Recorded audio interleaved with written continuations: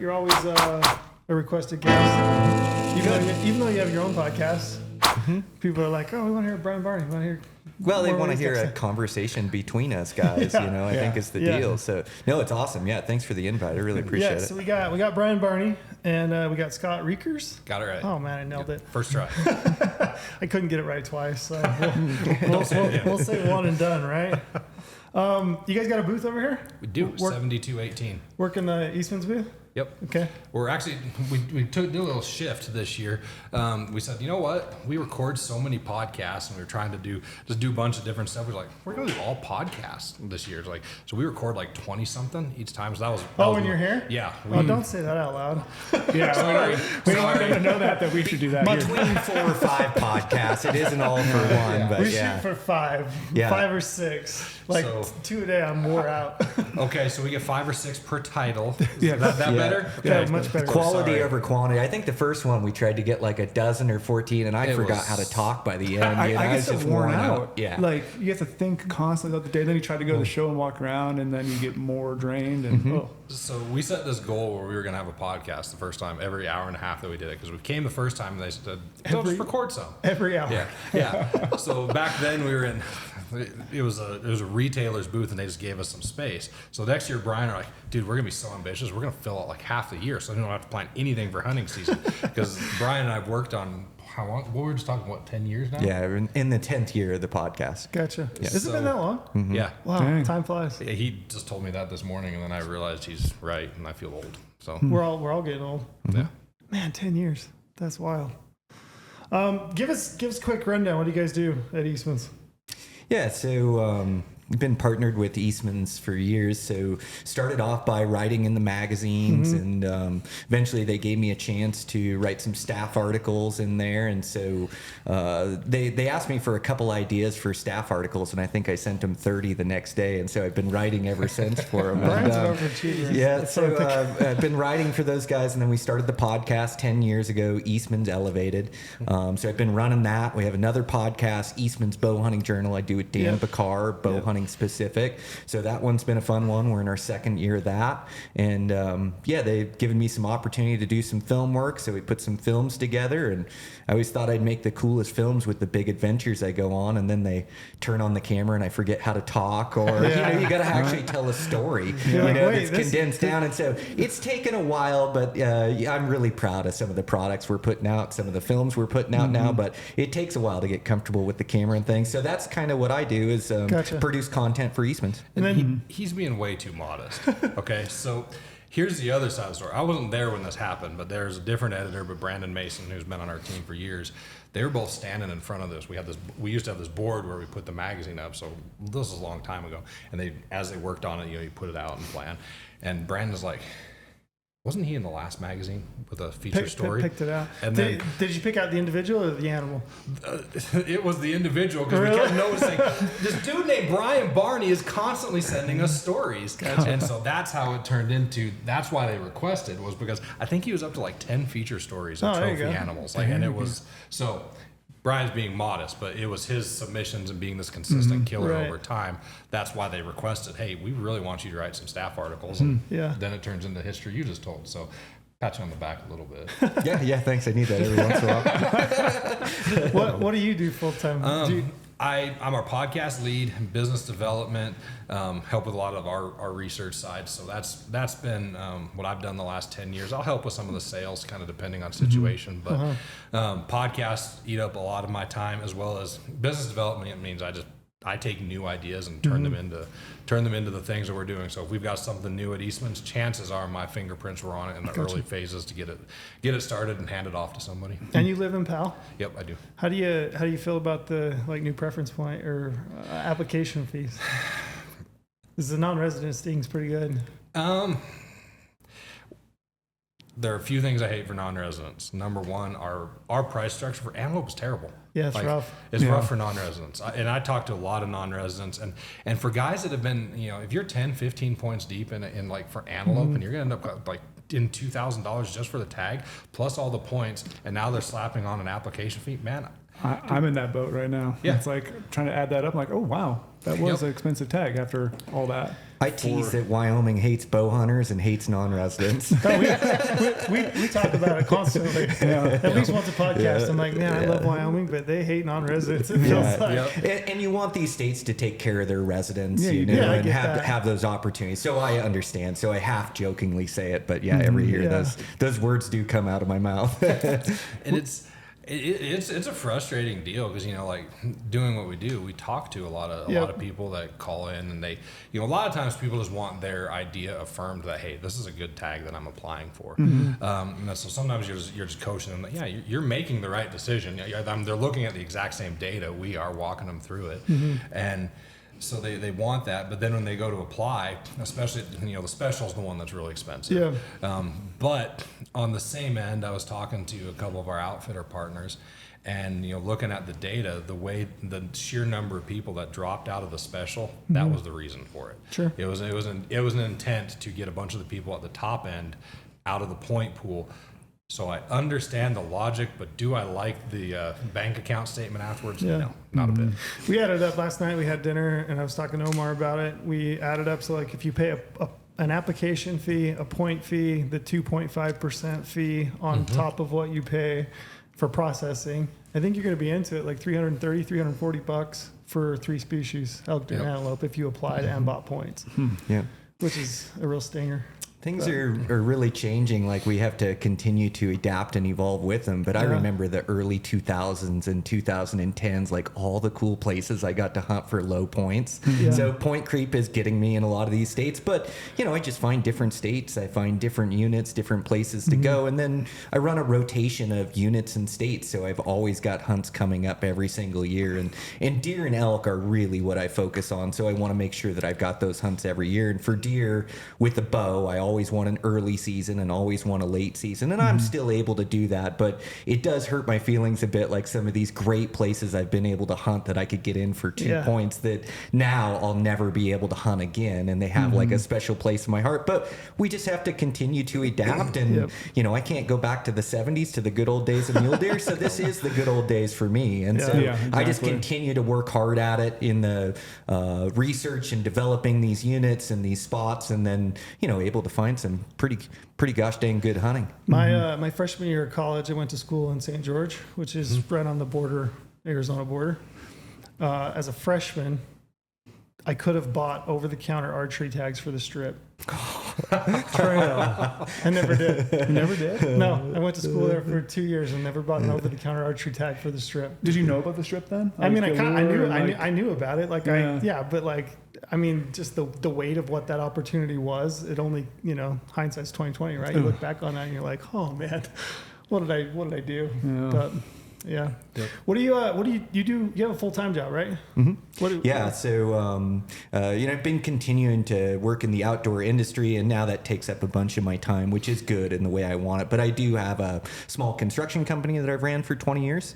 So yeah, we keep it small now. We're not doing quite as many houses per year, but we'll do a house and finish it off. We've got a good name and a good reputation, and really it's afforded me to go to a lot of these places. It's kind of been my number one sponsor throughout the years as my full-time job. So yeah, no, it's been good. Construction. Yeah. The reason I asked that, I wanted to ask you, and I bet you get to ask this question, I bet you do as well. So you have people that want to get into hunting, they want to get into the industry, and they're like, should I get into the industry? Should I try to make a play to like get a job?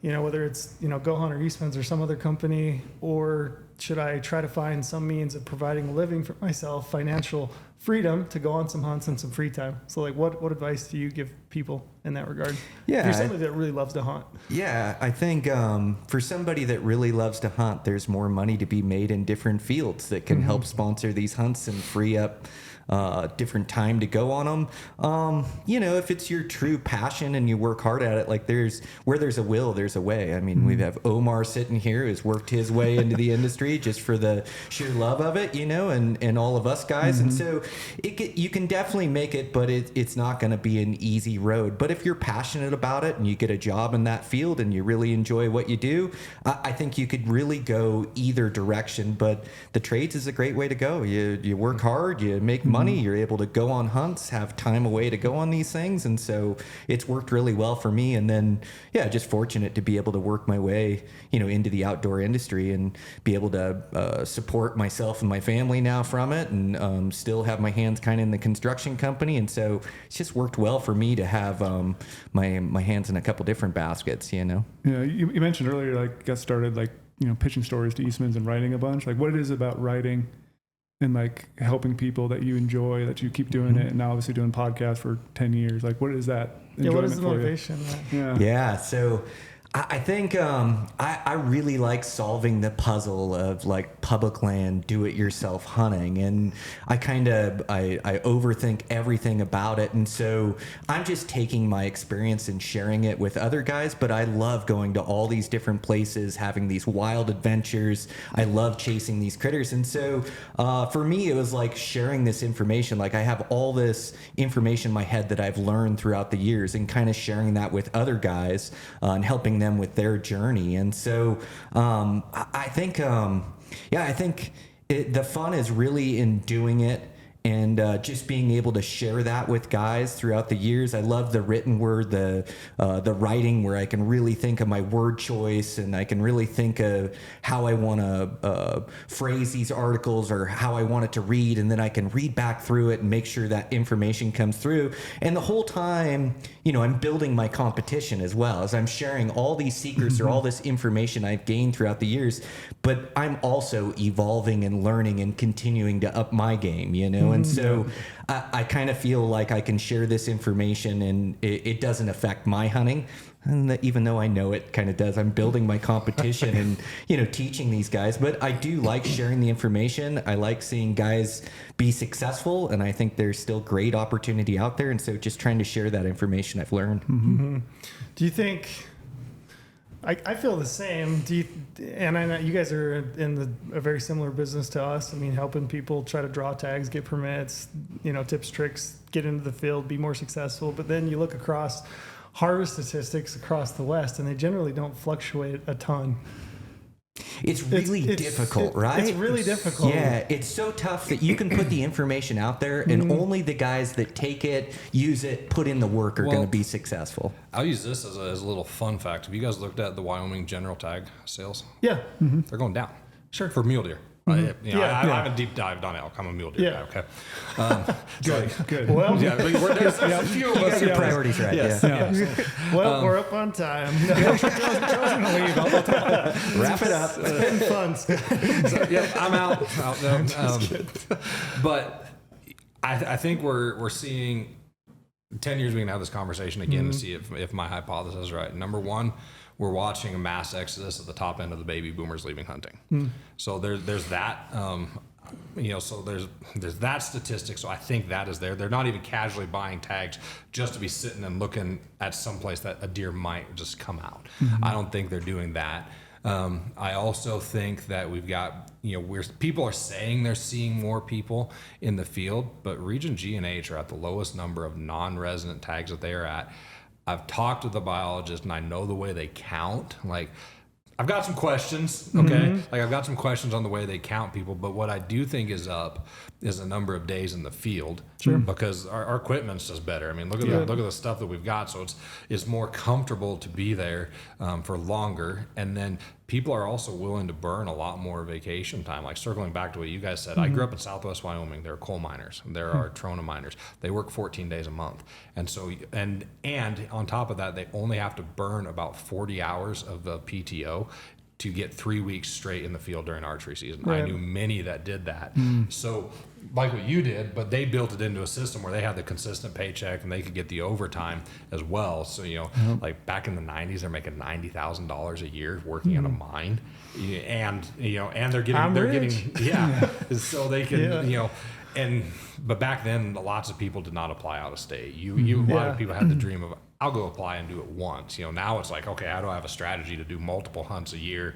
And so I think honestly, some of what we're seeing right now is a combination. There's a lot of guys trying to get out of the system. They're trying to burn their points. A lot of baby boomers in particular, they're 15, 20 points deep, whatever state. And they're like, this is my last chance. I want to get out. Maybe I'll go try a high opportunity state. But I think we're going to see it go down. We're going to see some of the hunter numbers go down because baby boomers are a huge segment of our population.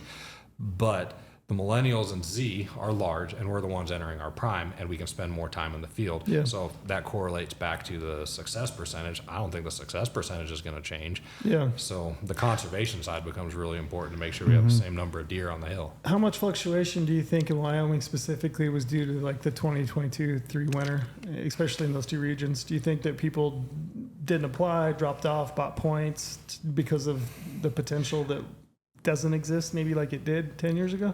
I applied for, like, I grew up hunting reed and G&H. Sure. I mean, it's just, so it's my, like, you can tell me a basin, I can tell you, yeah, I was there in such and such a year, and that's like, there's very few spots that I haven't at least touched somewhat, just because 41 years old, spent a lot of time there. Yep. It is not what it once was. The only thing I can say is now, I feel like I'm getting old saying this. The only thing I can say is that I've now seen multiple cycles where they've come back. You know, so Brian and I've had the benefit of being around the Eastmans, and they've got, from the 50s, we've got footage. You know, there's so much footage that is there, and you can see the cycles. You know, the winter of '82 was bad. That was when my dad moved to Wyoming, and then there was another year, one of my first years as a kid when I was deer hunting. Dad was from Iowa. He didn't know what he was doing, and resources like Eastman's were finally coming around, started in '87. And so, but that winter of '92, Dad was like, I used to come up here and you could drive and there were deer around every third corner. 90s were rough. They were bad. I mean, southern Utah, they were rough. I mean, the first buck I ever killed was a 2-point. It was the only buck I saw, you know? Yep. I mean, it was rough. So it's cyclical. Yeah. Now, I took a lot of flack on this. I wrote an article that said why I'm not going to hunt G&H this year. And I had a lot of people in the biology space call me, like, why are you saying this? I'm like, the director of Wyoming Game and Fish said it was an 80% die-off. Yeah. I can do pretty math. Alarming, yeah. Yeah, I can do math. Maybe he wasn't supposed to say that publicly. Yeah. I don't know. But I can do math, and I mathed it backwards and said, that puts us somewhere in this range. Well, I kind of, pat myself on the back a little bit because I got the math right, because they came back with the aerial count, and it was right. But the cool part was they're already over 11,000. So go from 6,500 to 8,000 to a population by aerial count over 11,000. That's rapid. Yeah. I'm not going to go back until it's over 20,000. Right. That's I just don't feel right about doing it on a general tag. Yeah. I've talked to people that have said that they feel like the bucks that did make it are in really good condition. They were survivors. They made it through the winter, and they're tough, and they're actually seeing some really good bucks because there's the potential there for space to be freed up, better feed. So like those bucks are getting ice cream plants more so than they would be if there was 20,000 or 30,000 deer on the landscape. Well, and two, do you want to wait till somebody tells you it's good, Sure. or do you want to That's be the the hard first part, person in right? there to find out it's good? And the deer Exactly. that die off are the youngest ones and the oldest ones, which means the 2 to 4 year old deer or bucks survive. Well, now those bucks are 4 to 6. They're prime age to take, Prime age right and they've now. had good feed the last couple of years and mild winters. So Yeah. it's these places. Do you want to wait till everybody tells you it's good and then it's 15 points, or do you want to be the one that takes a chance. takes a chance and goes Takes a in there? risk. So I'm a lot of my areas that I hunt in Wyoming, I'm going to scout this year. I'm not going to apply for a tag, but I'm just going to go look at a lot of my spots and just see how they're recovering, see how the bucks are looking, and then I'll pull the trigger sooner rather than later in there for sure. Yeah. Even that, what you just said right there, that's like a huge gold nugget. I don't think a lot of people do. If you live out west, it's a little bit easier to scout it before you try to apply for it. Like if you're going to burn those points, and especially in those areas that take so much points for a non-resident to draw, it's really important you get it on the right year and go out and check it out. Yep. And looking at winter ranges, you can see what type of bucks are around. They're going to put another year of growth. I've been looking at winter ranges. And so scouting isn't just summer either. You can scout during all seasons. But finding the trends in these units of when they're good. And then you can go to a unit that's been good to you before. And then you go there and maybe it's mismanaged. Maybe they had a drought. Maybe they had a bad winter. And all of a sudden it's not nearly the unit it was the last time you hunted it. So you definitely have to keep up on trends of these units when you're going to go hunt them. Yeah, we spent the whole last podcast that we just put out Thursday. We spent probably 45 minutes talking about drought and snowpack. I went back and listened to it, and I was like, man, this is probably so boring to some folks. But reality I was so excited. I wanted to do the whole podcast about that. There's so much more I think to talk about. Reality is guys like us sit around and talk about that kind of stuff, and we look at it. That's and it matters. Like, it has real implications on where we decide to apply and hunt. Because this is almost one of the most exciting times of the year, like the research thing. Like how excited we are just talking about random things about like, okay, winter kill and population numbers. It's like, this is fun. Yeah. This is the fun time of year to geek out and look at stuff you hunted before or new things you want to check out. I wanted to ask you, so you brought up, there's more people. I don't know if there's more people, but it seems like more people are spending more time, right? More days, more hunter days in the field. Yep. You do a lot of content. We do content. We talk about tips and tricks and how to apply and how to get tags, and we do all these things. But how do you continue to find success? Yeah, I think for me, just continue to adapt and evolve with it. I think as tags get tougher and tougher to come by, it's really spending the time in these units and in these tags to get the most out of them. And you learn so much by hunting a unit. And so if you can hunt these units year after year, every couple years, you start to compound, your knowledge about these places and where these animals hang out. Like, I hunt some real high pressure units, and I'm still finding tremendous bucks and tremendous bulls because I figure out where they refuge, where the pressure pushes them to, where the remote stretches of the unit are, places that are tough to get to. So hunting during the week, there's like all these tricks to it, but you have to factor in the hunting pressure. But I'm still able to go in all these places and go find my own experience. I won't combat hunt, so I'm not going to battle with somebody else to get a stock on a buck. So if I go into a unit and there's a lot of guys in there, I'm going to go find a different unit or a different place in the unit. Even if the bucks are a touch smaller, I want that experience, and so that's what I look for. So I think I just continue to adapt and evolve, and the thing I really work at is my hunting skill set. Is I'm trying to be the best bow hunter I can be. So just like Brady's running, I'm running all winter long. I'm working on my fitness. I'm working on my knowledge. I'm working on my hunting instincts, so my stalking skills. I'm working, on my shooting. I see you trail shooting indoor. I've been shooting indoor all winter long, 100 arrows a day, I got 20, building back 20 up yards. my base. Yeah, We're really going to go buy a target. I'm headed to buy a target. That's just it. for fun this afternoon because I needed a new one anyway. So it's like really working on my craft of being the best bow hunter I can be and showing up to these trailheads and being undeniable. Like, I put in all the work, all the scouting, all the research. I know the unit. I know my skills are solid. And then I go in there and I go grind. And I'm dedicating more days to these hunts because my goals have got bigger throughout the years of what I'm shooting for, and tend to put in those days, and magic seems to find me, or success seems to find me. And so, I really hone in on working on my craft of bow hunting. What do you think the biggest factor, like if you could just give one nugget, like what do you think, like what do you think that people aren't successful? To me, I always think that just people give up too quick. I just think they get uncomfortable and they're like, you know what, it's not, I don't know how many bow hunts I've been on where at some point during the bow hunt, and I've said this a lot, I've felt like this thing I'm trying to do is impossible. Like, I will not be able to do this. Like, this is not going to work, but I don't go home. I just keep trying. And then when it does come together, I'm like, wow, I can't believe that worked. I can't believe it happened. I think that's great insight, Trail. How do you teach that, though? That's mental fortitude, and I think you have to fail and you have to push through tough times and continue to believe that you can be successful. Put all the work in your preseason and in your preparation, where you go in and you put too much into it to give up. So I think you're tapping into like the mental fortitude or the mental strength, the mental component. And I think it all starts and ends with the mind. So I definitely think that's like a huge piece of the puzzle. I think that's a big piece. And I think those hunting instincts, like making the right moves, it's so tough with a bow and arrow, like being able to adapt. I get to a unit and, my number one plan, I'm going to go into this place and I'm going to go find bucks. And I get in there and there's no bucks or there's people in there. So your ability to be able to adapt, or you find bucks in a south-facing feature and you look for that feature inside the unit, and just your ability to keep grinding and adapt and then get into the critters, create opportunities. And then, I've been doing it long enough and I believe in my craft. And so, eventually like my stalking and my shooting comes together where I get a chance or an opportunity and I make good on it.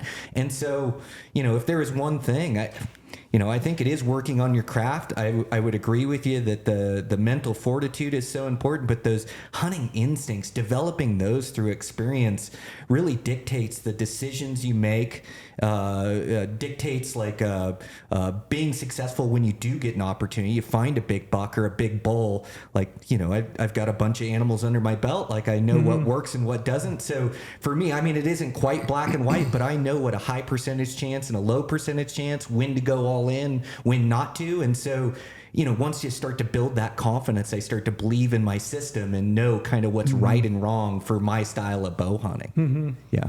Being adaptable is, I think, a great point. Yeah. I could think of one, and it's a buck that haunts me.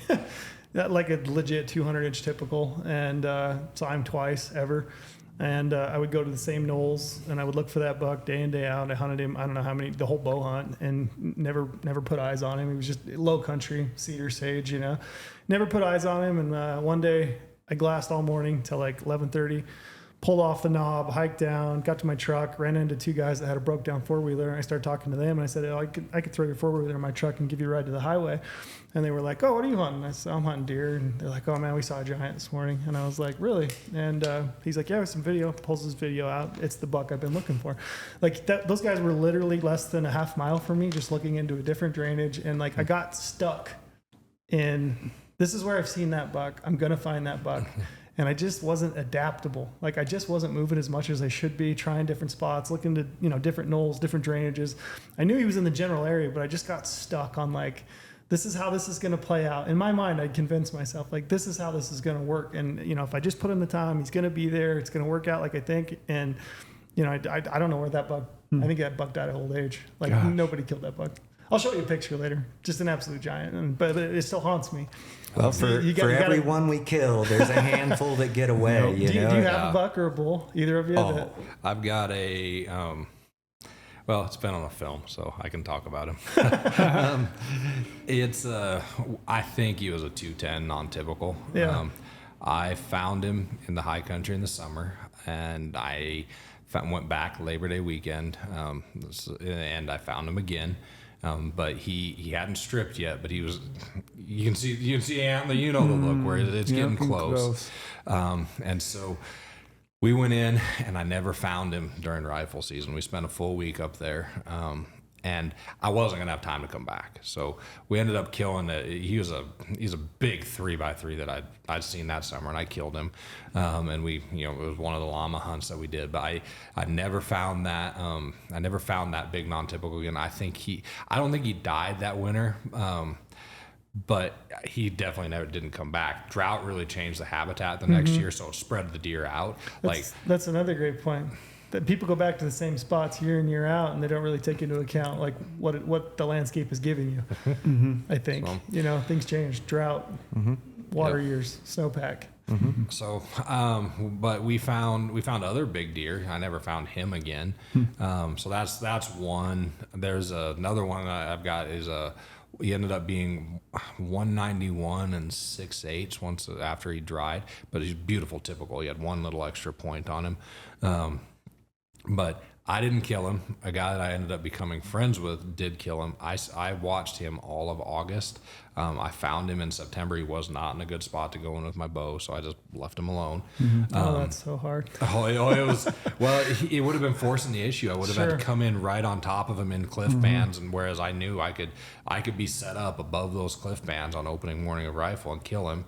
And we get in there, and he changed basins, and so I hunted it hard, and we moved a lot. We were adaptable, but we just never really exactly found him. Well, sure enough, 3 days into the hunt, this guy that we'd met that was on the hill, good dude, he went down to go get water. He had decided he was going to stay a couple more days, went down to go get water, just had a different angle, and found him. Like he radioed us. He's like, well, guys, good news is I killed the buck. He's like, but I think it might be the one you were chasing. Oh no.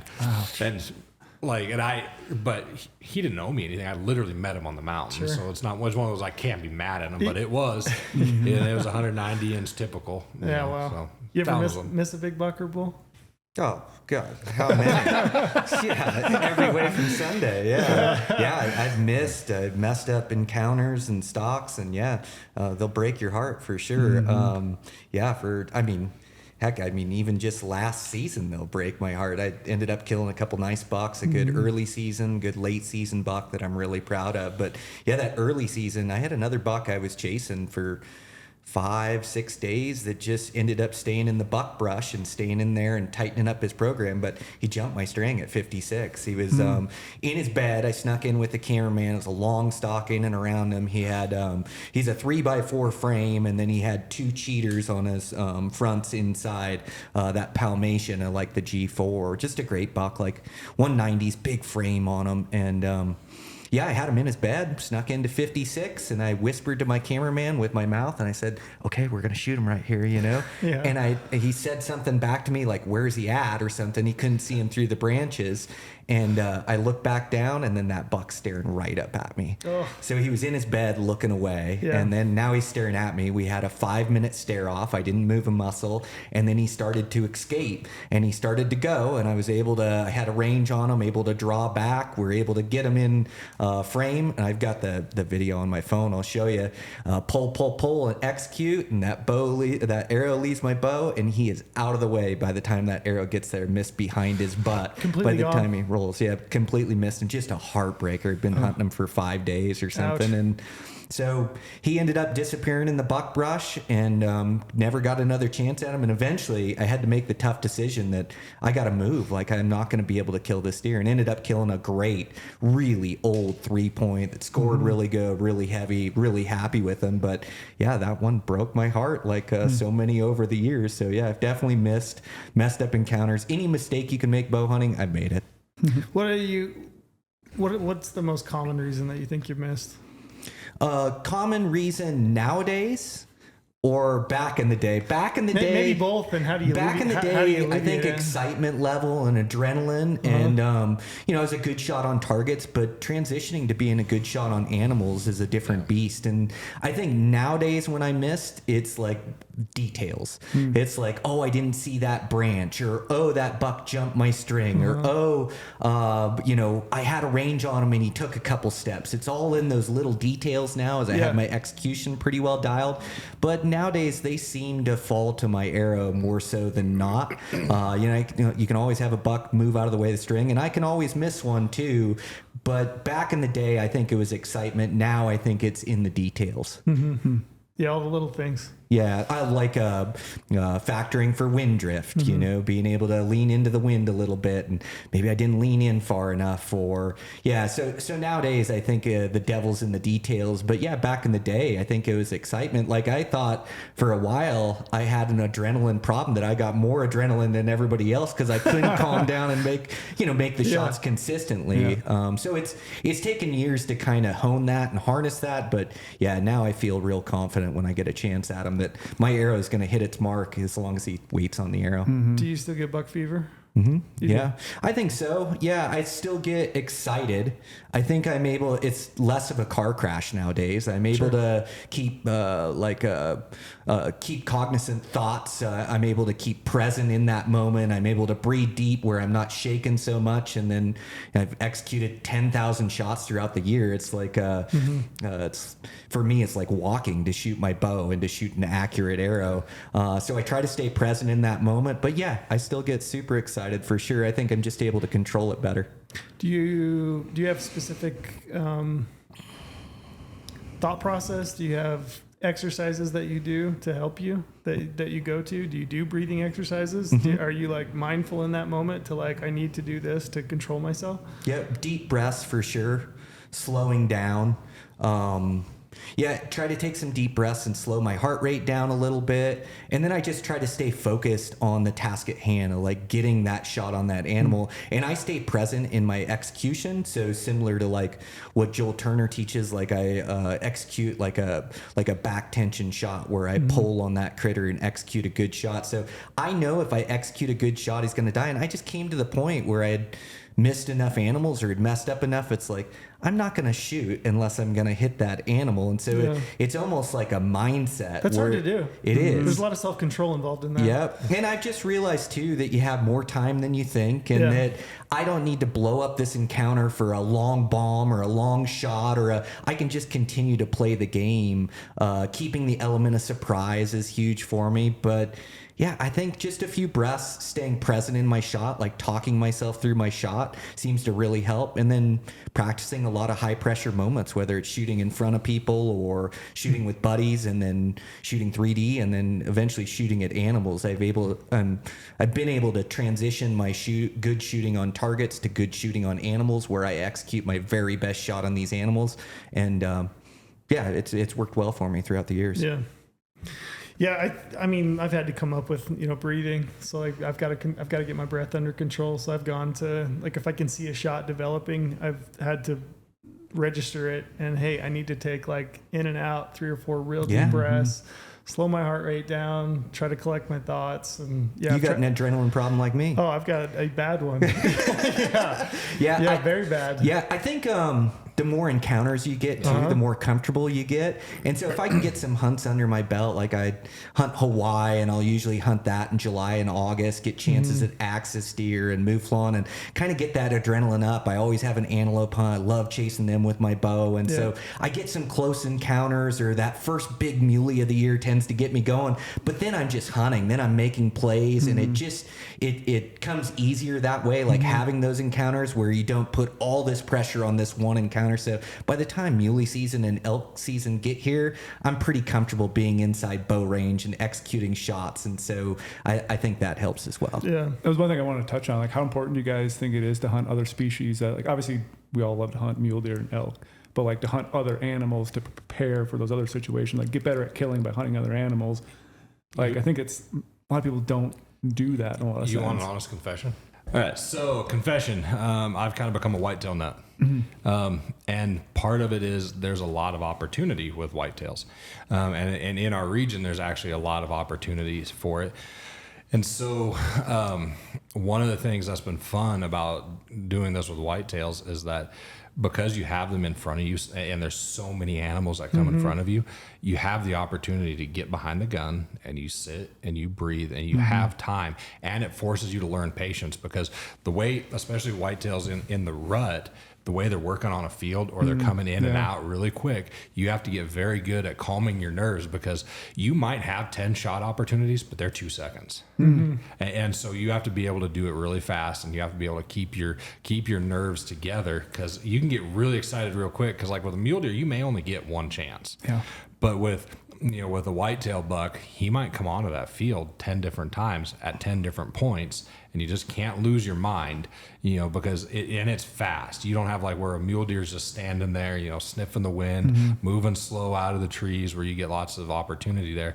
A whitetail buck doesn't operate like that. They move really fast. And so it's forced me to learn how to take quick shot windows, and to be able to manage, there's emotion that comes in too. There's, because you're thinking about it. And then the other side of it is like, I've had to adjust. Part of this came because of the bad winter, like just to be 100% candid. So I'm looking for more opportunities, want to fill my freezer. Where am I going to put my effort? And so it's forced me to be more patient and to learn different levels of patience. It's forced me to learn how to move slower. I'll say this, I've looked at a lot of data on non-resident hunters. I don't know their trophies. You don't always get their trophy data. Some of the states don't report it, different things like that. But when you look at non-resident success, a lot of them are more successful, like overall, because either A, they just feel like they have to kill something on the way out. Okay, that's a factor. Okay, Yep. I'm not, but they're also a lot more patient. There were these guys from Minnesota that I ran into. This is when I was low 20s, so I was a young guy. You know, you're still, when you're in your 20s, you have a lot more go than you have experience, and so a lot of times your go you kill a lot of things because you got a lot of go, but you don't. You make a lot of mistakes too because you have a lot of go. Exactly. Yeah. And so I'm hiking this logging road, and I see these 5 guys from Minnesota walking out, and they've got a bull elk on their back. It was a small 6, wasn't a giant, you know, but it was back when it was easy to draw a general tag in Wyoming. And so they had a group that applied every single year after we found out that we're talking with them for a while, and found out that they pretty consistently killed in this area all the time. But when the hunting was slow, like, and this is October 15th to the 20th type of hunt, so it's not optimal time for elk hunting. Done on purpose by Wyoming Game and Fish so that it doesn't get overhunted. Sure. But what they did is they had spots where they knew to sit. They had travel. They hunted them just like a whitetail. just like a whitetail, and they did it patient. You know, and they out-patiented me. Like, I was walking into the end of this logging road, going up the hill, looking for a spot to go look. You know, the same spot. I didn't see elk every single time I went in. You know, I think I had a memory of seeing an elk there one time as a kid. You know, it's that adaptability like we had talked about, but that patience that some of those guys from back east have an advantage because they're way more patient than a lot of us Western guys. And hunt to your strengths. I tell people that a lot too. Some people are just more patient than others. They can sit for days and days. Some people are really sneaky and stealthy and have a lot of patience in that. So I tell people that all the time, like hunt to your strengths. Figure out what it is that you're good at. Like if you have really good intuition on where an animal might be and when, you know, ambush hunting can be really good. So just try to figure out what it is that you're good at and hunt that way.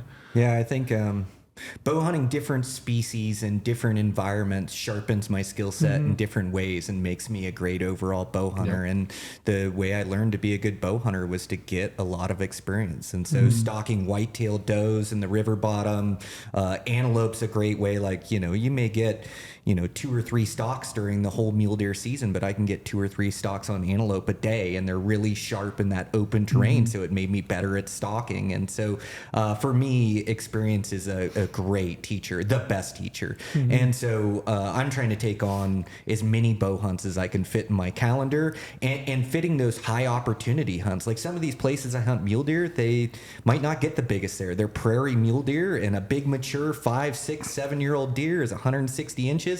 But he doesn't know his rack is 160 inches. He knows he's an old deer that survived in the prairie for years, and he's going to take a really sharp skill set from a bow hunter to be able to kill him. So that's where I'll match wits with bucks out there that are high opportunity and get chances and try to harvest that older age class. And I think these high opportunity hunts really help create like a better bow hunter. And then hunting mule deer all over, hunting them from the desert floor to the mountaintops to the breaks to the prairies to the foothills, all these different places you have to go in, and a huge skill set is just being able to find these animals.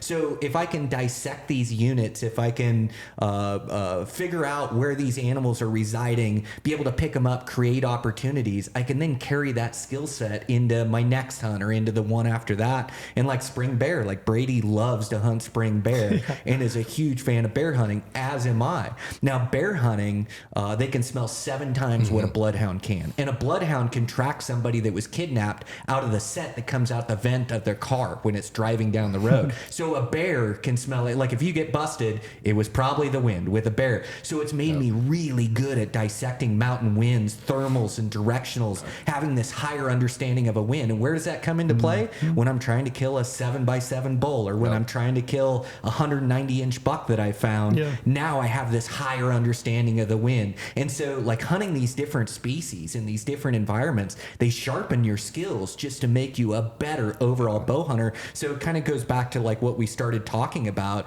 being successful, is like developing these instincts. So it's really helped me, to answer your question, Brady, throughout the years, a lot of hunting experience. Like I'm glad you touched on bears. Bears are such a cool animal. but like even hunting bears and like glassing bears, becoming a better glasser, becoming better at, again, patience of sitting on the mountain, because I think bear hunting and mule deer hunting is so very, very similar. I mean, I do it with a rifle, you do it with a bow, but like I still think it's a lot similar. Like the patience, trying to find something, trying to find one that's old. It's very hard to find an old mature mule deer, hard to find an old mature bear, and like all the tactics are kind of the same, similar weather. It's like, you know, nasty in the spring, nasty in the fall, like pretty good time out there to get. That's why we get along so good, Brady. We I like think the so. same thing. I think so. Mm-hmm. Yeah. Yeah. Gal, I want to go back real quick. So making a shot. Yeah. You brought up earlier, I've been doing a lot of target shooting. So I've been listening to a lot of sports psychology, like podcasts and stuff. And, I'm going to share some stuff I wrote down. I try to read this every time before I start shooting in the morning. I start shooting games, and I'm interested if any of this resonates with you and if you do any of this. So this individual said visualization, specifically visualize with all 5 senses in a third person, like you're watching yourself on a screen. They said is more impactful. Have you ever? God, I love that. I love visualizations. Like I used to do it in wrestling a ton before matches. And I don't do it with my target shooting. Now maybe I should, or I can implement that. But I think of my big hunts, and almost on a daily basis, I close my eyes and I picture that buck walking out and giving me a broadside. Maybe he's on edge. And so when I get in those situations, I feel like I've been there before, and I visualize myself drawing back, talking to myself, executing a shot on that animal. And I think it really helps. Like, you're never going to visualize that exact scenario, but you visualize every single day of killing that buck or bull. And when you're in that position, you just seem to be more comfortable, less erratic. Like, I think the biggest mistake people make when shooting at animals is they put the pin where it goes and boom, the shot's off. They just don't give time for that pin to settle or to move. The difference between a bad and a good shot is less than a second. It's just letting that pin settle and pulling on that shot until it breaks. Like, instead of just forcing the pin there and going now and trying to get that shot to break really quick. Like, that was when I'd run into bad scenarios. The arrow doesn't go exactly where I want it to, or I'd miss a critter. And so just that little bit of slowing down, I think visualization really helps that. I thought it was interesting. This podcast I've been listening to, visualize with all 5 senses. So what does it smell like? What does it feel like? What are you hearing? Oh, I love that. Like getting into the I detail. don't do that. Okay, so I'm just going to be honest. I played hockey growing up, and this whole sports psychology, I don't want to smell that ever again. That was terrible, man. I'm not going there. Oh, it was bad. It was brutal. Yeah, that's interesting. So I can, it's bringing up the memory right now. Another little tidbit that I gathered from this that I thought was interesting. So they said specifically for practice sessions, remove the emotion from a bad shot, celebrate a good shot. So you make a bad shot, remove the emotion from it, but celebrate a good shot. Pat yourself on the back for the good ones, forget the bad ones instantaneously, and over time it'll develop into a more confident, and they talk a lot about confidence, which I thought was really interesting. That's super interesting. You got to get me this podcast you're listening to, but confidence kills. Oh, for sure. And on a target, you know, I haven't heard that before, and I don't know that I practice it exactly that way, but yeah, if I make a bad shot, it's like move on to the next one. You know, you can't have that arrow back. I don't know that I celebrate my good arrows, but I do, like when I execute a good shot and it goes right where I want it to, right in the middle. Man, that feels good. Like, it does, doesn't it? I think executing a good shot on an animal is as much as the trophy is killing the animal. I love that control over my mind to be able to execute and make a perfect shot on an animal and watch him go over and tip over. It's like I've just conquered the world, but that's as much the trophy to me as the animal that I've harvested. We've talked about this among ourselves on the podcast before. There's animals that I've killed that are great animals that I did not make a great controlled shot. And I feel differently about that experience than an animal that I did make a great shot and I knew it. Same. I feel very different levels of satisfaction about that experience. There's a bull I killed in 2015, 330-yard shot. He moved just slightly, so I was going to put it right in the heart, but he moved just slightly and got him in the elbow. Like, so it still went in. He was going to die. But that allowed him to turn, and so I had to take another shot, which was even harder, where I'm trying to, you're aiming down and you're hitting vitals, but I'm shooting into the back to go down, you know, clip both lungs on the way through. That was harder, and so that wasn't a cakewalk to get that done. And so we saw him fall, but we had grizzly bears on the ridge behind us, so we turned around. Yeah, the dinner bell's going off and those gunshots going out. That is, it's a whole there's a whole story to that too. So, but by the time we dealt with the grizzly bears yelling and screaming at them, we turned around and he'd gotten back up and ran over. And I'm like, where did he go? And we found him, and I still ended up even putting 2 bullets into him. Like, I still had to finish him off. But that's the experience. Instead of if I'd taken just one more second on this shot, it would have been a much better experience. Mm-hmm. Yeah. So Yeah, it is interesting, huh? Mm-hmm. Yeah. It's the same Super outcome, but it just feels different. It does feel different, and it's not a perfect world. And sometimes you get a hit, and it's out of your control. But you just want to do everything that's in your control to make a good shot. And then there's times where you got to make a follow-up shot or track it, or you just need to do what needs to be done. It's not a perfect world, but boy, it feels good when it goes perfect, though. Yeah, it's the best. Yeah, it's the best. It's the most engaging. Just I did it. is. It's perfect. Yeah, those are the ones they go back to, right? Yeah, Think about them, absolutely. never forget them. I'll hit you with the Absolutely. last one. So the last one says, "Be free of the outcome," and it's mainly in the mindset that I think we've all. I'd be interested in you. Are you, when you're in a stock and everything is working perfectly, the animal's right there in your mind, are you like, oh, I'm taking field photos already? Do you do that? I have before. I think now there's been enough of them that get away from me, and enough things that can go wrong even in a perfect scenario that I try not to get too excited or count my chickens before they hatch. There's something interesting like with falling in love with the process and not the outcome, I think is so important. Yeah. And so I'm in love with the process of bow hunting, the preparing for it, the executing shots. Like I love every piece of it, and I try to work at every piece of it to be at my very best. And so I think falling in love with the process of bow hunting instead of the results is like really important, like doing it for the right reasons. And so I think when you find that, like that's what makes a good hunter, is like you love the whole experience, the whole process, the being in nature, the adventure part, the grind of it, the being tired, the whole experience you enjoy, whether you're successful or not. And I think when you fall in love with that process, success finds you. Yeah. I think you nailed it. That's exactly it. It's you fall in love with the outcome, and you get so preoccupied with the outcome. Like, I am going to kill this giant deer, but you miss all the steps. You lose patience and persistence in the things that really matter that yield that outcome. So like if I'm trying to shoot a 300 Vegas game and I think, I'm going to shoot a 300 today, like I'm already above and beyond what I should be thinking about, because the only thing that should be in my mind is like the next step, setting my feet, getting my grip, you know what I mean? Leveling my bubble, sight housing, peep, pin, pull, there's like all those little things that I think you skip by when you, and I'm guilty of this. Like I get real outcome driven and preoccupied in my thought. Yeah. It's what helps drive me is For these sure. outcomes, and I love big critters and challenging myself, but really it's like the love of the game. And as we all get older, you start to realize that these adventures, being on them, having the challenge out in front of you is what's really enjoyable. Yeah.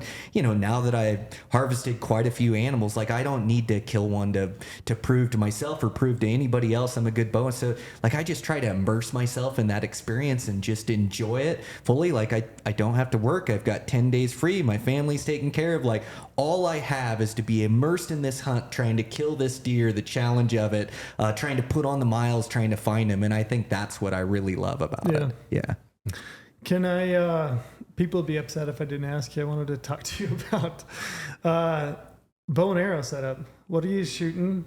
What do you, I have here in my notes, tuning. So like, what's your tuning process? And I have here, what are the details that most podcast or video content gloss over? Like, what are those things that you think maybe you do that maybe you haven't talked about or you don't generally hear on a podcast? Yeah.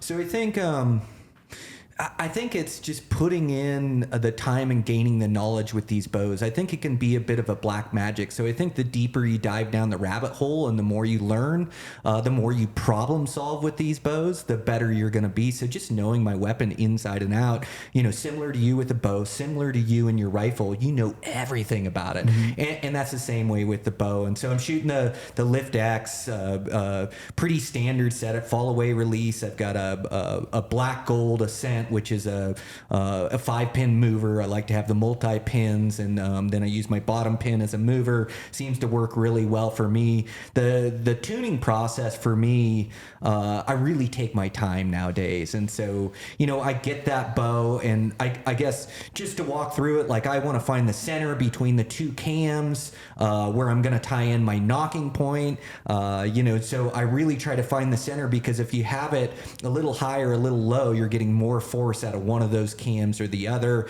I then time the cams so they're firing at the same time. I set my arrow exactly down the center shot of the bow, which most of the time is 13/16 to the center of the shaft from the edge of the riser. But I really like to look at the bow, and I like to look at the limb bolts, and I like to look at my stabilizer coming out, make sure that arrow is going true and straight down the power path of the string, right in the center of both the top and bottom cams. And then I'll kind of tune the bow to get a good rip through paper. And I'm bare shaft tuning from 5 feet, and then from 20 feet I'm shooting my fletchings through 5 feet through 20 feet. And it's not just one day, it's multi-day process for me, is shooting through paper, wearing in the strings, back to paper, make sure that arrow is coming off that bow true.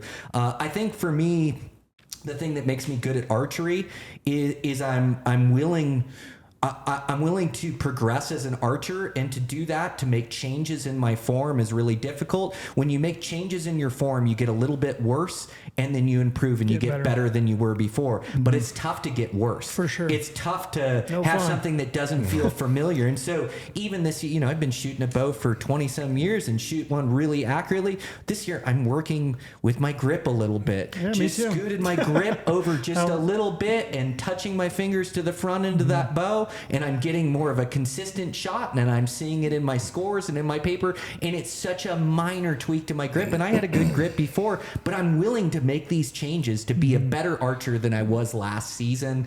Really building my base, shooting a lot of arrows like I shoot every single day, and right now I'm building my base of a lot of arrows and building back up my muscles, building back up my endurance. But yeah, I really get in depth with the tuning process. The sight tape I want so dialed, but I want it dialed for my broadheads, not my field points, and the broadheads seem to start dropping off a yard at 80, 2 yards at 100. Now, I'm not shooting at critters out there, but I want that thing so dialed. If I need a follow-up shot, or if I need to make a shot on an animal, I have a cut downhill, I want to know exactly where it's going. Cuts downhill, shooting downhill shots. Like the rangefinders are great. The angle compensation's great. Like, you got to make it work for your bow as well. And I notice as I start getting to angles, I got to knock another yard off. Or the 6 hour, which I know you guys use, they build great rangefinders, which you can put the speed of your bow in that rangefinder to be exactly dialed. But you got to go proof it. You got to go shoot it. You got to make sure your third axis is on. You got to know everything about that weapon, because every successful hunt will come down to making a shot. So if you know that bow intimately, inside and out, you're just going to be better prepared to make that shot when crunch time comes. What are you shooting for stabilizers?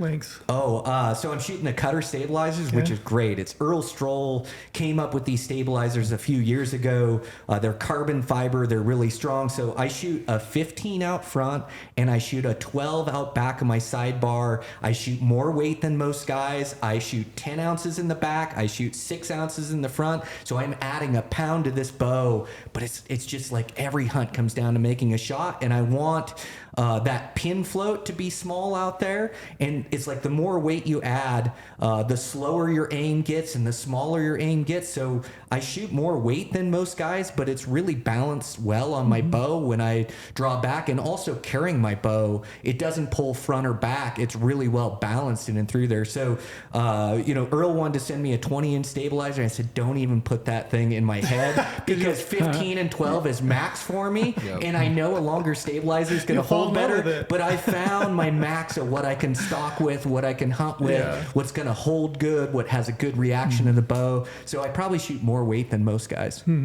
See how that passion there that was? Oh, yeah, I love that. You have a good relationship with your bow. Oh, I do. We're best friends. Yeah, for sure. There's nothing like it. Yeah. What about you, Scott? Are you more rifle guy or I'm bow a rifle guy. Like, I shoot a bow. I'm an opportunist. If there's an opportunity to go hunt, I'm just going to take it. You pick up a muzzleloader if you need to, or anything? Whatever I have to. If there's an opportunity. I've never done a muzzleloader hunt. Just, it's full disclosure. It's addiction.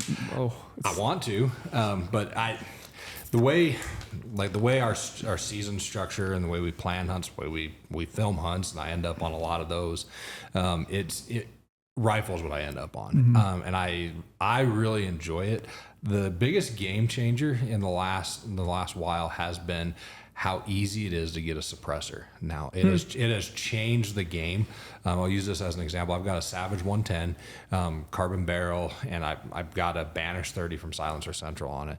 But my dad, he's had a pretty bad jerk as he's gotten older. It fixed it because it took all of that away. So. Yeah, you're not scared by he's not scared by it, and so completely modifying, because you can put a brake on and it can scare people. That just happens. And so, but even though it takes away the recoil, but that's been a game changer. But I want to pat Brian on the back and is on something that he's really passionate about. You heard all his setup, but the biggest thing I would say is watching, because we talk once a week usually. His consistency. Like, if he's not doing it regularly, it doesn't matter. And it doesn't matter what we shoot, what weapon it is. If you're not consistent and you're not in the field, I see you're social all the time. You're out shooting all the time, and so that makes a huge difference. If you're not practicing in the field, you're not going to make a difference. There are so many guys I know that can't shoot a rifle unless they're prone. Yeah. I shot a mule deer at 488 yards, sitting. And it's a tall bipod. I will not shoot at an animal. I just won't shoot past 500. That's just my line. I'm not the police on this. We can have long range discussions. Okay. We do all the time. Send it to me. You guys can run. Exactly. I'm not the police on it, but I just won't. That's just my personal line for whatever reasons there are. But I'll take a rifle out to 1,000 yards. Like it's. The modern rifle, many of them are just so good that now if you have the tools, you can make a 1,000-yard gun. If you can't do it in a week, you need to adjust what you're doing, and there are some guns out there that they don't shoot well. You can buy a lemon, it happens, but it's very rare that you can't find a load and you can't find a round. And we've been using the Hornady factory ammunition for so long, it's gotten so good that I used to reload, but I hardly have to anymore. It's very rare for me to find a gun where we have to work through reloading and go through the entire process. But within a week, we can get a rifle out to 1,000 yards. I can have it dialed in. I've got a SIG Whiskey 5 on just about everything that I've got. And dial.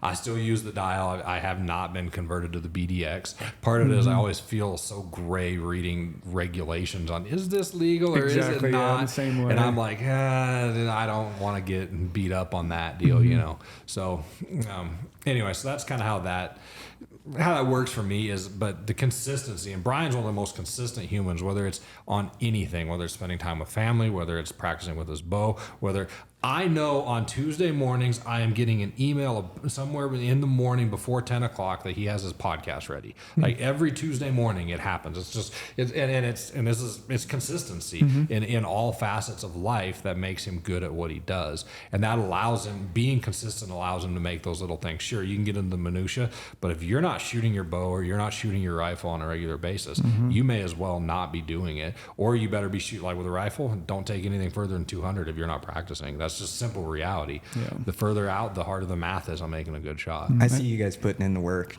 Yeah, it's Brady. Your rifles, your muzzle loaders inside out, and I see you messing with that bow quite a bit lately here too. And Trail, you were all in on archery, and we're all good enough to go out next season and go kill something with our bow or with our rifle. But the deal is, when you're a student of the game or you're trying to be at your best, and you know how difficult these animals are, I want to give myself the best chance when I find a 190 or 200 incher, my best chance to kill that thing. And for me, it's hard work, consistency, it's discipline. And so I'm just continuing to learn and trying to get better so I can be good in those moments, the same as you guys. We are good enough to phone it in and kill an animal, but that's not what we're looking to do. Yeah, we want that perfect every single time and want to be ready for it. I want it to be. It's not always, but you try. Yeah. No, I think it's interesting. So there's different different pieces and parts of hunting that make a person successful. There's all these little facets, and some people are better at the physical fitness side of it. Some people are better at e-scouting and scouting in general. Some people are really gravitate to shooting or whatever it is. I think you have to do all of it to be like really consistent. But I would say like if there is a part or a piece of that you really just gravitate towards, like do that to death, and then try to do as much as you can across the board, but really for me, I love shooting my bow, so like I would do that regardless, whether I bow hunted or not. But yeah, I would just say, guess that would be my advice. Find the thing that you love and really go at it. Yep. And work on your weaknesses and work too. on your weaknesses Yeah. too. It's like, I love the way you explain that. And I think about it the same way. It's so multifaceted and all these skill sets to be successful. But yeah, if you have a strength in shooting and you're really good at shooting, like that gives you an advantage in the field. Or if you're really good at stalking, that gives you an advantage. Or really good at finding animals and creating encounters through your e-scouting, through your glassing. So there's all these skill sets that are out there. And I think you need to be working on each of them. But you're right. When you have a strength, you hone in on it and use that to your advantage. And then when you find a weakness, work on that weakness. And it's just harder to work on your weaknesses. It's just not as enjoyable, right? Because it's not the thing that you love. So I would say in order to like maintain and like continue to get better across the board, do the thing that you love, do it more, but you've also got to find time to like work on your weaknesses too. And you have to, everything that I know of you, everything that Scott's explained of you, you're a very self-disciplined person. And I think you have to be if you want to really do well at it. You got to develop some real self-discipline to work at it. One of the hardest self-disciplines is if you want to be good at something, you have to give up something else. Sure. That's hard. But it's true. I'll use this as an example. I love being an outdoorsman, but in order to kill big mule deer, I had to give up a lot of archery elk hunting opportunity because where I grew up, where I spent a lot of time, is historically open September 15th. Best points in the rut for elk hunting, September 15th. That's why to I've the end got of the deer month. points all over everywhere because I keep hunting elk every September. elk are so thrilling, man. They're so fun. It's tough for me to pick a favorite. I gave it up. I wanted to learn how to tie flies. I realized in my mid-20s that, I want to kill big mule deer. If I want to do that, the best time to be fly fishing is end of July through August in a lot of high mountain streams. Well, guess what I should be doing then if I want to find a big mule deer? Should be out scouting. Exactly. Boots So on the ground. you have to give up certain things. And then, like I'm married, I've got 4 kids. So if that's the case, I have to hone in what I want to be good at in order so that I can have, like Brian talked about, all those other pieces. And it's hard to have a conversation with yourself and say, okay, I can only do so much, but I'd rather be good at these 3 or 4 things. But that when you learn how to identify what do I want to be good at, that allows you to say, instead of going at it from, okay, I've identified this as a weakness, turn it into what do I want to be good at? So I picked hunting and my guitar. They're my 2 hobbies. So I had to, playing guitar requires a level of patience. Yeah. Like there's a lot of people that can just strum. Okay. You can play 4 chords, you can move a capo, that sort of thing. But if you want to be good at it and learn how to finger pick, that requires patience and precision, much like building a load for a rifle. So all these things translate. Fletching an arrow. Fletching an arrow? Yes, I'm terrible at fletching arrows. It takes a lot of work. There goes 4 hours of your day gone. Yeah, more than that. It takes a whole day. But Got to have ammo. you got to. So, but deciding I want to be good at this.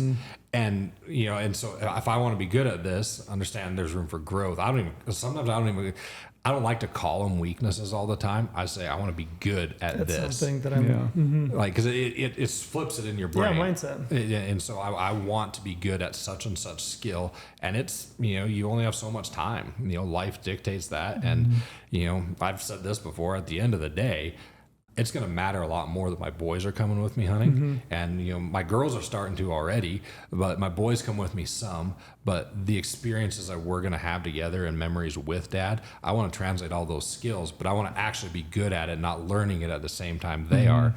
Translate that, teach that. But again, I want to be a good dad, tie that into the skills that I already have in hunting. And, it all ties together. Are you good at guitar? Should I have to bring I'm it? Powell, Wyoming good. Okay, there's a difference. I am Powell, Wyoming good. I am not Nashville guitar. You're good. Then it's got to be. Yeah. I see a guitar and it looks complicated. So like when you explain it right there, it's like I can see it's like it does have similarities to setting up a weapon or e-scouting or doing it. So it's going to take time and you got to devote it to be good at it. Effort. Yeah. A lot of years.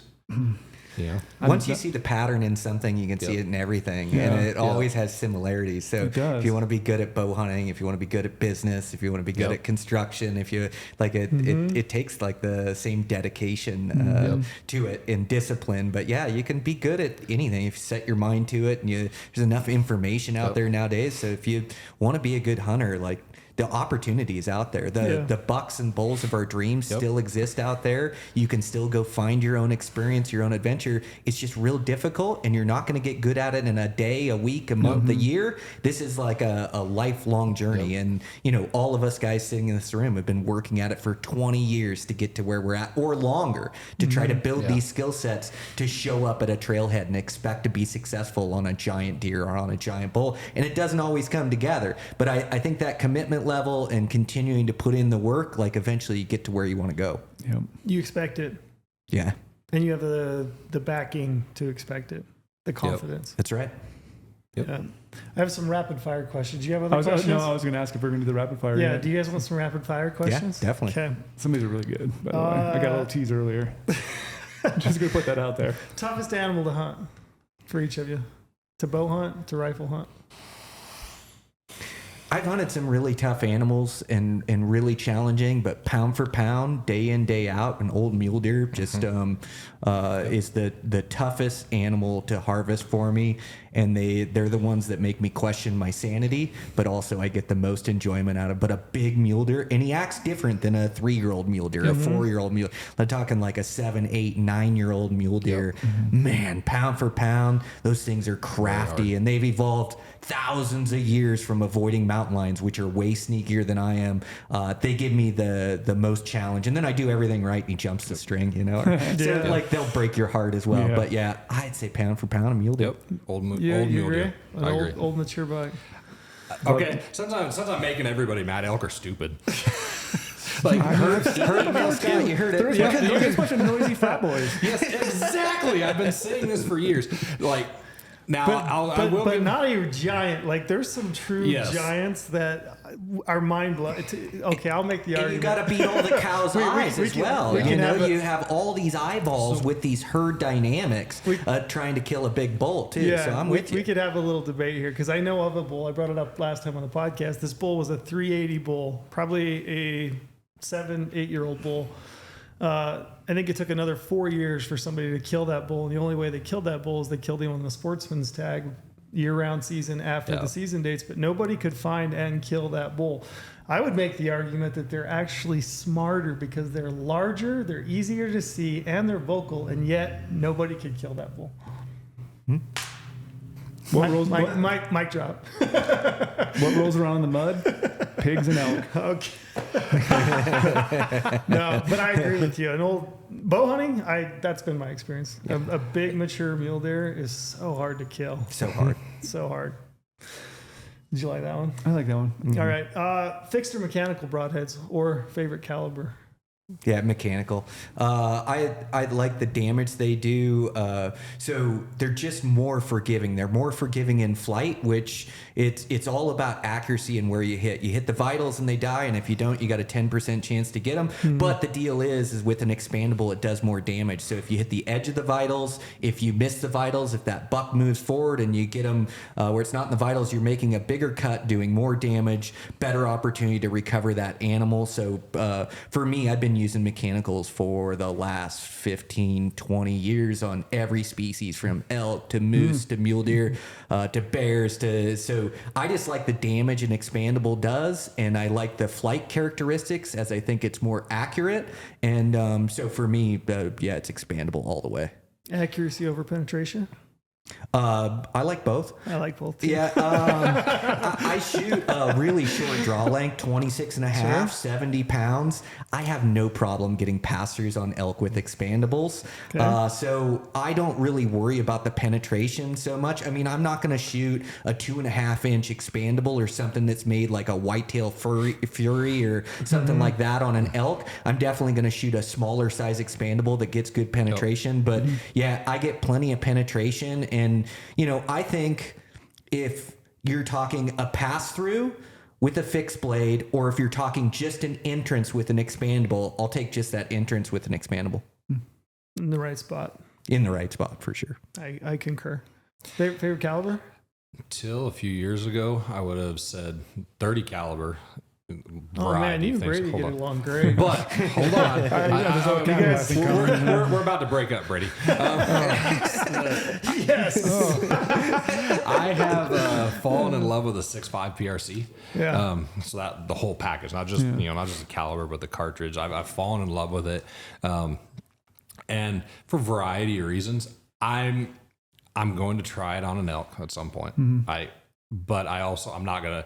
You know your limitations at least with it. So that's what's nice. You're smart enough to know. Yeah, it's not like the 300 Win Mag where you can just keep pounding until you knock it down. Elk can take a lot. The square or the pound pressure that you can apply to them with a bullet. It's a lot. I've seen big bulls take 5 or 6 hits and they're still standing there. And not at long distances where you've lost your velocity. And so.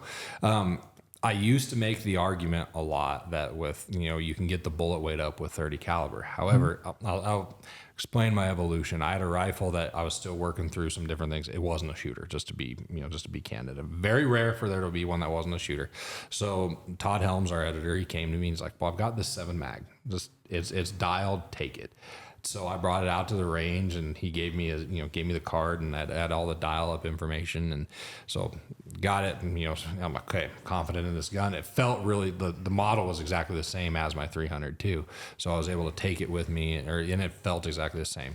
So, but then I started looking into, okay, the 7's bullet density. Okay. All right, I see where you're coming from with this. And so with the 7 PRC and the 6.5 PRC and that coming around and then looking at the 6.5 PR, I'm just gonna say another controversial thing. The 6.5 PRC is what everybody hoped the 6.5 Creedmoor was.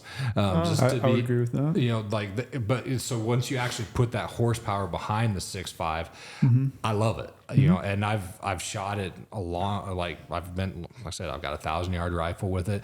Putting the can on it, there's 0 recoil. So being able to efficiently get ready for a follow up, that's why I like it. Whereas it's not gonna. When you get into the bigger cartridges, you can beat the tar out of yourself. I shot a 300 Weatherby with a muzzle brake for years, and I'm still probably dealing with some trauma from that. Got some PTSD from it. Yes, so rock your world. It wasn't one of my favorite rifles. My dad gave it to me as a graduation present from college, but it's still one of those things that I'm gonna get a can on that before I ever shoot that again. Yeah. So, camouflage clothing, does it matter? Does it work? I think I killed a lot of big stuff in solid colors. I think animals really see the movement far more than they see your camo pattern. So having like good instincts, being able to hold still, I think is the most important. But I've come around to camouflage, and I do think it helps break up my outline at times where a deer will look in my direction or look at me and I don't move, and I think it breaks up my outline enough, which just may gain me that opportunity to put an arrow through him. Or he looks at me, but he's almost looking through me. He doesn't see me, and then he puts his head down and he goes back to feeding and kind of breaks up my outline. So I do think in bow hunting, getting close, I think you can kill him with, heck, I hunt a lot of rifle seasons where I have to wear orange out there, and I still kill mule deer and bears wearing orange. So it can obviously be done, but I do like having a camo pattern to really blend into my environment. And last year I killed a really good late season buck. He's a 182, had an extra on him, a great frame on him. Stalking in on a deer on that hunt, it was in snow, and as I was moving, I had a tree in front of me to the deer. Normally, I'd just be able to crawl, and I'd be able to get into this tree, and I'd be able to shoot that mule deer. And they picked me out because I had a white backdrop, and I was moving in between the branches of that tree, and they caught my dark outline. So this year, I have overwhites for my late season to be able to get close. So I do think it gives me an advantage, but ultimately, it comes down to movement. Yep. But it's an additive that can help. Yeah, I think so. Yep. Yeah, I agree. It's a good to have. Yeah. This one I'm interested in. So you guys you're headed out for a hunt. What are you listening to in your truck? What's playing? What are you listening to? Boy, that's a good one. I've got that queued up. Okay, go ahead. You answer. Let me think about mine. Brandon Mason and I started a started a tradition, mostly my tradition, because I went to college in Texas, and so there are more live music places. So this will explain the guitar piece to me, okay, too. So there are more live music places in Austin than there are in Nashville, and there's this Texas country red dirt. So there's this guy named Aaron Watson. We started listening to Freight Train as we leave. Yep. And it's kind of funny. I may have fanboyed when we had him on Ike's podcast, a little bit. So it was kind of fun getting to meet and talk. Those are always fun. Yeah, it's fun when you get a personality that and. That whole don't meet your heroes sometimes, that was not him. He was as down to earth as they come, and it was fun to be around. So that's what I listen to on the way. Yeah, I think I'm a mix. If I'm getting close to the trailhead, I've got a playlist, or I love let's see, it'll date me a little bit, but like some Tool or Maynard. And then I love like some bluegrass, and I have some CDs that just will bring back this flood of emotions because they remind me a hunt I've been on, and I can put in that CD. But also podcasts, self-improvement podcasts, sports podcasts. They don't always have to be a hunting podcast, but yeah, I do like entertainment and listening to podcasts as well. So I'm a mix and match, and I don't really have like a go-to answer. But definitely some music as I'm pulling up to the trailhead the last 45 minutes or so to get me amped up for the hike in. Everybody listening that just heard you say Tool, everybody's picturing the same thing. You got Brian in his pickup, and you've got that intro. Tool, the real deep one that kind of blends. I can't even think of the song right now. I don't know if I could say it if I could remember the title, but I guarantee everybody's got this image like Brian's rolling up. He's serious. He means business. He's got Tool going. That's it. Yep. I love it. Okay. What's one thing you guys hope to be remembered for? Do you guys you get a little older? You're probably in your 41. 41. You're in your 40s, I would think. Yep. Do you think about? Do you want to be remembered as far as like in the industry? As a father. What are the important things to you? Specifically, we'll say the outdoors, the hunting. What do you want to be remembered for? Yeah, I don't really think of remembered as much as I just want to live a full life and do as much as I possibly can while I can. And so I'm just trying to get the most out of my body. I'm trying to get the most out of my time. And so I love going on these adventures. So for me, it's just, it's looking forward and preparing for the next adventure. And then when I'm on it, like this full 100% immersion of really enjoying the experience, whether I'm successful or not. Right. And so, I don't really think of it as remembered by, but, I just want to give my all, and I want to go on as many adventures as I can, live life to the fullest, and enjoy it along the way. Yeah. I think I've been thinking about it more recently. I'm 45, but I think kind of goes along with what you're saying. But I think about my kids, what are my kids going to remember of me, And I think I want them to remember that I was passionate about things to the point where I was obsessive. I like that. And that I did them with as much passion and as often as I could, and that I was successful in them, and it was important enough to me that I put a lot of time and attention, that I chased them. I was passionate about something and that I chased it. That's a great answer. Yeah. I love think that. about that quite a bit. Yeah. Yeah. You? So I've thought about this a lot. We've had a lot of conversations about this because one of the unique things about working at Eastmans is 1987. Yeah. Working for a legacy brand. Yeah. We were there. We listened to a lot of the Ramsey and Ramsey podcasts and things like that. And so Dave Ramsey talks a lot about the legacy phase. And so it's really cool to get to talk about that. But that's spurred a lot of conversations in the office, Brandon, Ike, myself. Nothing says more about me and everything about me than the way my kids turn out. And so for me, I want them to look at what I did inside this space, inside that hopefully, everything comes to an end at some point. So at some point, either I'll retire or life changes or whatever. Ike and I've had this conversation where everything changes at some point. So when I leave what I am doing now for Eastmans, did I leave it better? Did I leave it in a spot where that legacy is going to continue? So same with my kids, same with my family. We're really active in our church. Same with the things we do in our church. All those pieces. am I going to leave a legacy that's there? I didn't think about that a lot in my 20s. I didn't have kids. I started having kids, in my 30s. And so that now that I've gotten that and I can see that. And then the other thing is my daughter's old enough now where I can see that she's evaluating my life. There's this point where you go from being this hero to all of a sudden that, no, I'm starting to see your flaws. You're a human. And that's hard. I remember when that happened, but like in every conversation, thinking back to, okay, I want my kids to be proud of what I said on a podcast, what I did, and the way I conducted business and the way I treated people. And that is a huge thing to me. Now I use my hunting with my kids to shape that legacy. Like I made it a point this year where every one of my kids got a one-on-one hunt with me. I've got 4. So, it's a lot of days set aside. It is a lot of days set aside. And again, that whitetail space where I could pop up the blind and right next to a cornfield where we could move, and that made it easier to accomplish. Just 15 minutes from the house, But that said, what I leave behind in my kids is going to speak more about me than anything else, and the way they conduct themselves and the things that they do. And so I want them to have the same passion for hunting. I want them to have the same passion for the outdoors, but I want them to live their life well. Because, as crazy as it sounds, it may be a byline.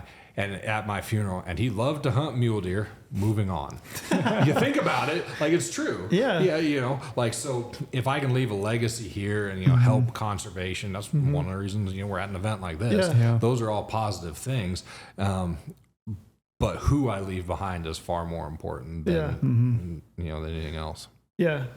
I like that. I mean, if they only said at my funeral, the guy loved to bow hunt elk, I think that would be great. And I think it would I think it would pass on to my kids everything that they would need to know. And I don't really, it's interesting. Like I like to take my kids hunting, the ones that have showed interest and stuff. I don't push it on them. Yeah. And people have asked me like, oh, is it because my middle kid doesn't really want to hunt at all? Doesn't really want to have anything to do with it.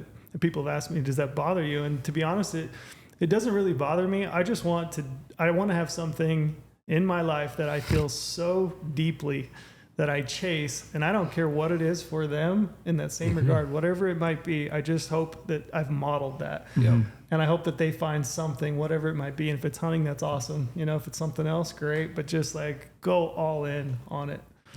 I think that's the most important to me. But what do you think, Brady?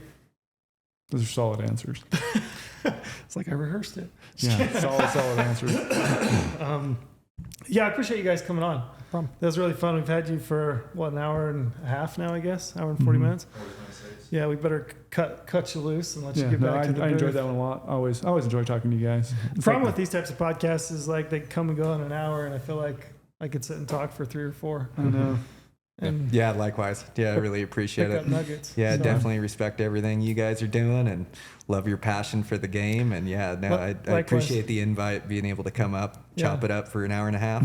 Give us, before you go, give us where people can find you if they don't follow you already. Tell us, you plug Eastmans, whatever you guys want to Yeah, you can follow me, the couple podcasts, Eastman's Elevated, Eastman's Bowhunting Journal, and then, we've got some stuff out there on YouTube on the Eastman's Hunting TV, and then, you follow my social media, really, in IG, Brian Barney, and pretty much keep up with everything I do through those. So, Eastman, do you guys do magazines? How many a year now? Do you do 12? 6 12, and 6? Yep, 6 and 6. Yep. So we've done that for a lot of years. So there's 6 of the hunting journal, 6 of the bow hunting journal. Yep. We, the research side, we spread the MRS across both of those. So if you want all of that, that's there. We've got the 6 podcasts now that we're up to. 6? Yeah, 6. Yeesh. It's a lot to manage. It is a lot to manage. Believe me, it is a lot to manage. But it's fun. I love getting to work with all the podcast hosts. So you guys can find that on Eastmans.com. They're all listed there. Awesome. You can find us at Eastmans.com. Very cool. Well, thanks guys. We appreciate it. Yeah, That's I appreciate it. Yeah. Yep.